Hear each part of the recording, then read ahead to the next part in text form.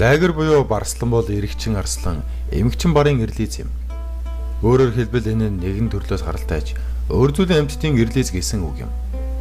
Энэ хоёр сүрлэг амьтдын дундаас төрсөн өр нь эцэг эхээсээ хавгүй том, биег үйсэн шар хүрийн дайтай байдаг ба тэд бартай адилхан сэлэг дуртаагаас гадна арслан шиг нийтч юм. Түүнчлэн эцэг эх болох арслан бар хоёр нь байгаль дээр нэг газар зэрэг амьдэрдэггүй учраас лайгер үүсэх боломжгүй тул тэднийг зөвхөн хүмүүсийн оролцоотойгоор л эвцэлдүүлдэг. Гэхдээ түүхийн хувьд аваад үзвэл энэтхэг арслангууд үр дүн олонтой байсан бөгөөд бар арслан хоёрын нэг газар амьдэрдэг байх үед лайгерууд зэрлэг байгаль байсан талаарх яриа байдаг юм. Америкийн нэгдсэн улсын өмнөд Каролина мужийн Миртл Бич Сафари нэрт дархан цаазд газар амьдэрдэг Геркулес нэрт лайгер Генсийн наманд бүртгэгдсэн байна. Энэ авраг муурны жин нь 418 кг, урт нь 3.3 м, өндөр нь 1.2 м-ээс илүү ажээ. Геркулес үнэхээр аврах том учраас нэг удаа 45 кг хоолыг газар дээр нь юу ч үлдээхгүй идэж чаддаг байна. Бас түүний гүйцэх тийм ч амар биш. Тэрээр цагт 80 км хүртэл хурдалдаг ажээ. Чонд болон нохоо хоёрын дундаас бий болсон волбдог. Түүний бие бялдар болон үйлдэлийг нь урдаас таах боломжгүй байдаг. Зодоонч нохтыг чонтой ирлизэж үүснэ нь жинхэнэ аимшигын амьтан болгон хувиргажээ. Ихэнхдээ чоныг гадаад байдлаар төстэй амьттай ирлизжүүлдэг. Жишээ нь Герман овчарк, Сибирийн хаски, лайк, Аляскийн маламут гэх мэт. 1998 оны байдлаар Америкийн нэгдсэн улсын нутагт 300 гаруй мянга орчим чон нохой байгаа нь бүртгэгджээ. Америкийн мал эмнэлгийн холбоо гоё чамин үйлдвэрийн амьтад гаргаж авах хүсэлтэд хөтлөгдөн хүмүүс нохойг чонтой ирлүүзжүүлэхгүй байхыг уриалсаар байна. Ийм аргаар гаргаж авсан амьтад маш хэрцгий байдаг. Сөрүүлсэн чон нохой хүмүүс рүү дайрахаас ч буцдаггүйгээр аюултай ажээ. Хайныг бол сарлаг үхэр хоёрын ирлиз юм. Төвдөд хайныгийн эрийг нь зоо, эмийг нь зоомо эсвэл зоом гэдэг ажээ. Англи хэлэнд Яков гэж нэрлэх нь бий. Үнэ нүртэл гаргах боломжтой бол бухан хэлтүүлэх чадваргүй байдаг. Хайныг нь сарлаг үхрийн хоёулангаас нь том бас хүчтэй бөгөөд Монгол орн түгээмэл дарахсан юм. Хайнгийн сүү мах зэрэг бүтээгдэхүүн нь сарлаг болон үхрийнхээс илүү өгөөчтэй гэж үздэг байна. Дубайн тэмээ өржүүлгийн төвийн зохиомол хэлтүүлгийн үр дүнд нэг бүхтэй бурыг им лам гөрөөстэй хэлтүүлснээр Кама ирлиз үүсжээ.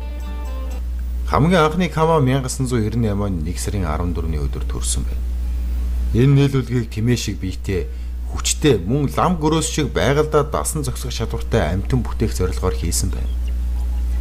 Нэг бүх тэмээ лам гөрөөснөөс 6 дахин хүн жинтэй тул энгийн аргаар хэлтүүлэх хийх боломжгүй байсан ба харин 90 лам гөрөөс им тэмээтэй нийлээд үр тогтох боломжгүй гэдгийг тогтоогджээ. Каман анх жирийн лам гөрөөсний туглаас жижиг тэмээ шиг жижигхэн чих урт сүлтэй төржээ. Анхны Камагийн хувьд бүх зүйл сайхан байсангүй урам хугармаар номой залхуу амтан болсон байна. Луус бол 90 илжиг болон гүүрнээс гарсан үр дүн юм. Морь илжиг хоёр өөр хоромсоомтой хоёр өөр зүйлийн амьтан. Азар болон илжигний гүүнээс гардаг хийнийг бодвол луусыг гаргаж авах арай хялбар юм. Луус нь ямар ч жин хэмжээтэй байж болох ба тэр нь ихээс ихээхэн шалтгаалдаг байна. Түүнчлэн адуунаас илүү дэвчээртэй хөл дээрээ доктортой, бяртай, удаан амьдардаг ба илжиг шиг зүрүүд биш илүү хурдан бас арай ухаалаг гэжээ. Савана муур бол дунд зэргийн хэмжээтэй том жигтэй Африкийн зэрлэг муур болон тижээвэр муур хоёроос гаргаж авсан ирлиз юм. 20 дугаар зууны сүүлчээр үржүүлгийн дунд энэ ирлиз маш алдартай болсон бөгөөд 2001 онд олон улсын муурын холбоо энэхүү үйлдвэрийг хүлээн зөвшөөрч албан ёсоор бүртгэж авсан байна. Савана энгийн муурыг бодвол илүү нийтж ба үнэнч байдлаараа нохойтой өөрчлөлтгүйц байдаг. Учир нь тэд уян дээр алхах болон бөмбөг шидэж тоглохыг хүртэл сурч чаддаг юм.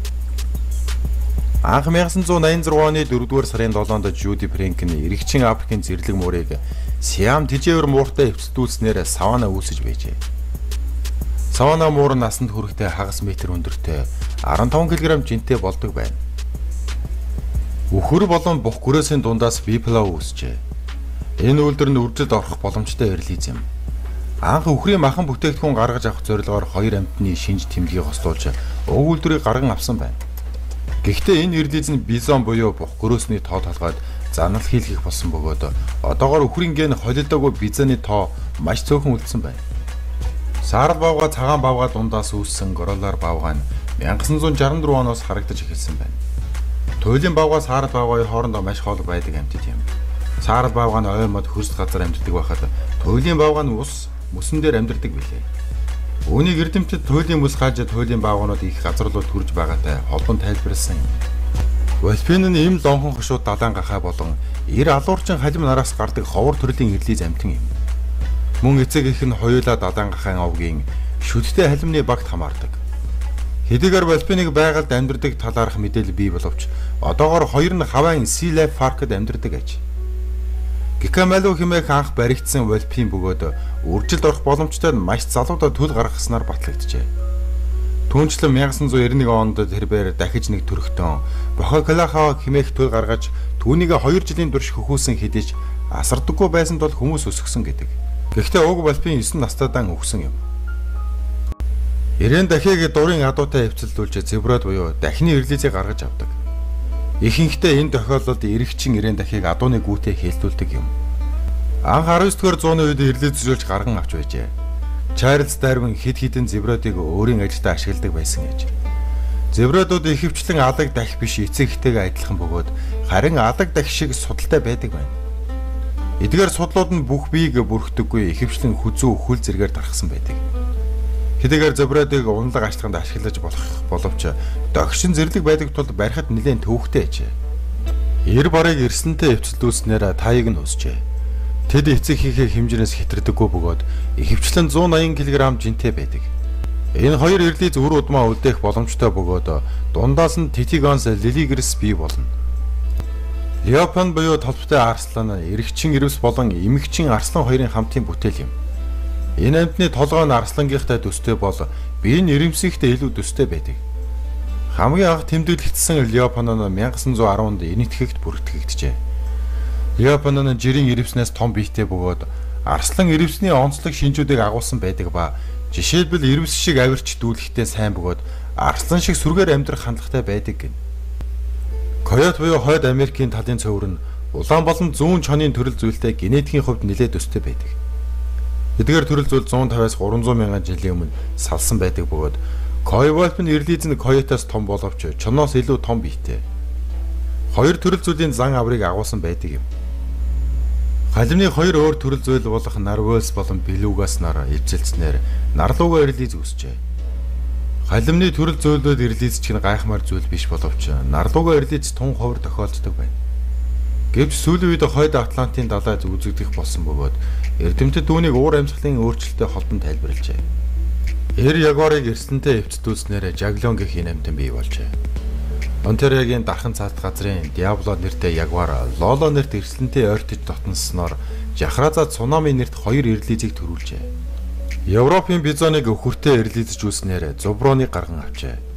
Нас бед хүрсэн зеброны ер нь 1200 кг, эм нь 810 кг хүрдэг байна. Энэ ирлиз нь олон талаараа жирийн өхрөөс давуу бөгөөд хүчтэй, өвчин дэсвэртэй, цаг агаарын хүнд нөхцөлийг дэсвэрлэж чаддаг байна. Эдгээрийг Польшийн Биоловиски үндэсний паркт үржүүлдэг ажээ. Хэрэв танд манай бичлэг таалагдсан бол лайк дарж шеэр хийгээрэй. Мөн сабскрайб дарж шинэ бичлгүүдээ цаг алдалгүй үзээрэй. Баярлалаа.